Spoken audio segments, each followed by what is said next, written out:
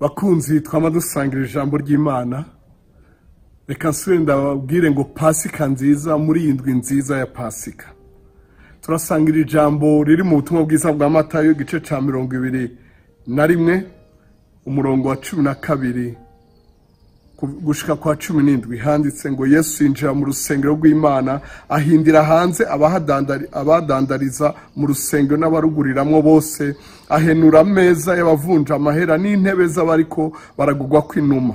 Arababwira ati handitswe ngo ingoro yanje izokwitwa inzu yo gusengeramwo, ariko mwebwe mwahinduye nk'isenga ry'abambuzi. Maze impumyi n'abacumbagira baza kuri we mu rusengero arabakiza. Abaherezi bakuru n'abanyabwenge b'ivyanditswe babonye ibitangaza akoze n'abana basemera mu rusengero ngo Hoziyana mwana wa Dawidi, baritonganya baramubaza bati urumva ivyo bavuga? Yesu arabishata egome, ntaho murasoma ngo mu kanwa k'abana bato n'abonka waroranijemwo ishimwe?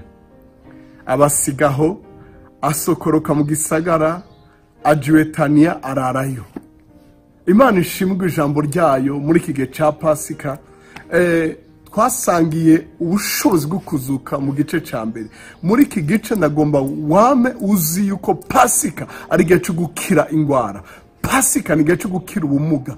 Ingwara yakugoye iyo ariyo yose irakira. Ntakiza ingwara gusa, atembagaza n'ibiri mu rusengero. Paulo aravuga ngo mbega ntimuzi ko imibiri yacu ari ingoro ya mpwemu yera, ari insengero za mpwemu yera. Aho abayuda bari bazi ngo baje gutembagaza intwara y'abaroma canke n'abafasha b'abayuda, aravuga ngo jewe nje gutunganya inzu ya data y'igusengeramo. Icisha amasengesho yawe, icakubujije gutera imbere mu gakiza, uyu munsi agihenure, agitembagaze, maze ukire n'ivyo bigwara, maze ishimwe ridudubize, nawe uririmbane n'abandi ngo Hoziyana, bisobanura ngo ingudukize canke ashimwe uwudukiza.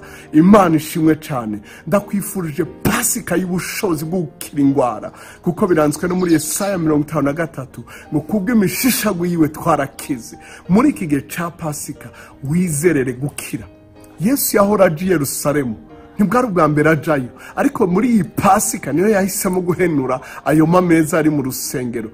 Reka ndakwarire, urashobora kumaze imyaka 5 urindire gukira iyo ngwara, urindire gukira ico cago kiciye mu butunzi, giciye mu bigutera mu biza nk'izo numa, nkuko umwanditsi w'imigani yavuze ngo umuvumo busa uyerera nk'intamba nk'inyoni. Hari ibigenda bigaruka, hari ibintu bimvira ngo wakize bigasira akagaruka. Muri iki gihe ca Pasika ukire ingwara, ukire icago, ukire amadeni.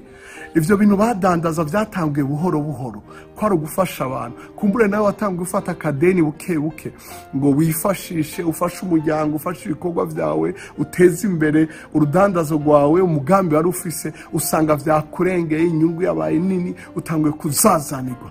Yesu wa undi yamanutse bamuririmbira, umwe basasira nkuko abategetsi babasasira tapi rouge, akaza adatumbera guhenura intwaro y'abaroma, ariko aje guhenura ivyakugora. Nuba bihenure ivyari vyarigize isenga ry'abambuzi, bihenuke. Abanyakiba henuke mu bugingo bwawe, abadayimoni batsindwe mu izina rya Yesu. Muri iki gihe ca Pasika ukire mu buryo bwose, ukire mu mpemu, ukire mu bwenge, mu bugingo, ukire no mu mubiri, ukire mu bigukikije, ukirane n'abawe.